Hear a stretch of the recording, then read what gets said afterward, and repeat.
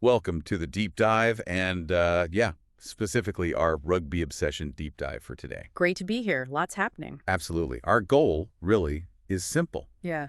We're diving deep into the latest World Rugby Rankings. And figuring out all the incredible ways things could shift, maybe even completely change this weekend. Exactly.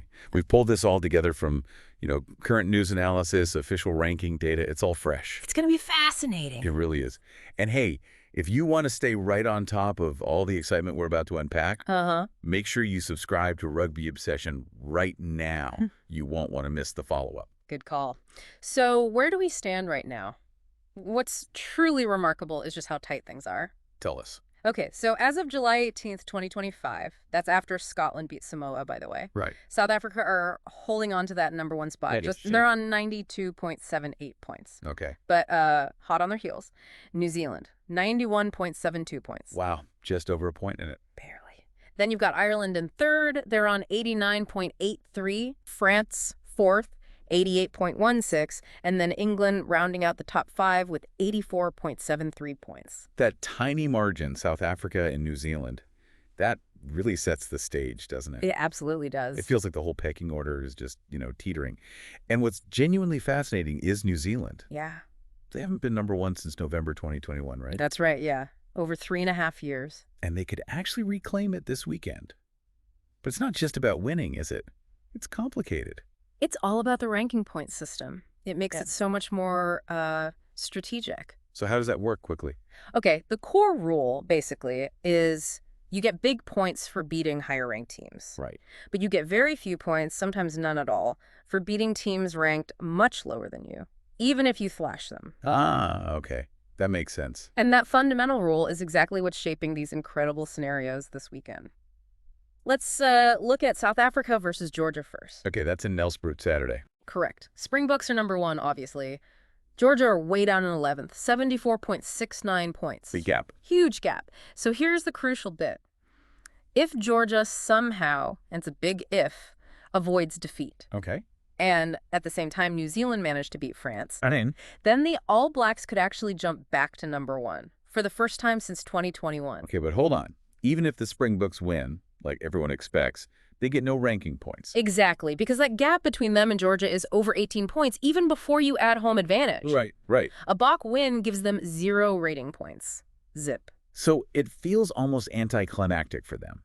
Play well, win big, but no reward in the rankings. From a purely points perspective, yeah. But obviously they want the win, the performance. Sure. Our sources are already talking about a one-sided victory, Boks showing off their depth. Yep, that's the expectation. But crucially, no points boost, which for New Zealand is a massive window. A huge window. Which brings us neatly to their game. So if South Africa can't gain ground, points-wise, New Zealand's opportunity is where? Hamilton. All eyes turn to Hamilton. All Blacks versus France. This is New Zealand's massive chance. How big a chance? Well, if they manage to complete a series whitewash beat France and do it by more than 15 points, Big margin. then South Africa's lead at the top could be slashed, cut down to just 0.55 rating points. Tiny. Wow. So if that happens, connecting the dots, the upcoming rugby championship becomes insane, right? Oh, absolutely. It wouldn't just be about winning the trophy. Every single match could potentially decide the #1 spot. A match-by-match war for global ranking. Intense. But hang on. That's not all about the All Blacks, is it? Yeah. France, Les Bleus? They have a counterpunch here. A stunning counter opportunity, yeah. If France turns the tables and beats New Zealand by more than 15 points... Okay, the same margin, but the other way. Then France leaps over everyone. They jump Ireland, jump the All Blacks straight into second place globally. Seriously, so Ireland drops to third, and New Zealand would plummet to fourth, just like that. Just like that, regardless of what England does against the USA. It's a huge potential swing. And the talk is about a weaker New Zealand side, maybe. Robertson's selection gamble facing a French onslaught. That's definitely part of the narrative building into this game. It highlights just how volatile things are. A bold gamble, for sure. Okay, so those are the massive clashes at the top. What about other games? Do they matter for the rankings? They do, yeah, even if not for the top spot directly. Take England 5th place playing the USA. Can they improve their rating? Nope. Same issue as South Africa. The rating difference, 19.19 points, is just too big. A win gives them nothing extra. And what if the USA pulls off the biggest upset ever? would England drop. It wouldn't actually cost them their 5th position in the rankings, but can you imagine the shockwaves, the headlines? Oh, yeah, definitely. Now, a really important one for fans. Australia versus the British and Irish Lions. First test. Huge game, massive interest, but crucial note, it does not count towards the World Rugby Rankings. Okay, good to clarify. Keeps the focus on the official internationals for points. What about Argentina? Los Pumas are 7th. They're playing Uruguay. Again, like England and SA, no points available for them if they win. Right. And Scotland. They already played Friday night. Yep, they beat Samoa. They gained a little bit, a maximum of 0.20 rating points. Not to move up? Nope. It just solidifies their 8th spot.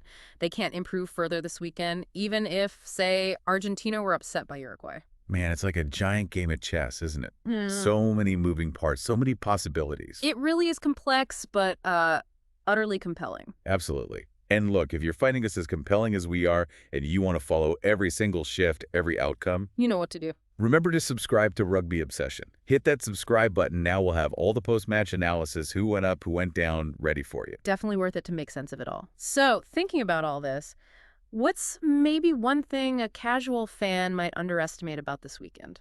That's a good question. I think for you as a rugby fan listening, what this all really means, it's not just watching separate games. Right. It's witnessing this, like, strategic dance for global supremacy. What we're seeing right now is genuine volatility. Yeah, knife edge stuff. These rankings are on a knife edge. Every match, sometimes even the points difference in a match, can reshape who's number one. So how do you see it playing out? It's tough to call. We'd love to hear what you listeners think, too. Jump in the comments. Give us your predictions on these standings and the shifts. And if we connect this to the bigger picture just for a second, this weekend really underlines how that rating point system influences everything. Yeah, it's not just a list. No. It creates this intense competition that directly impacts future tournaments, like the Rugby Championship we mentioned. Seeding, pressure, bragging rights. It makes every game feel like it has huge consequences. Which is exhilarating. It's fantastic to watch this level of competition where truly every single game matters on the world stage. Couldn't agree more.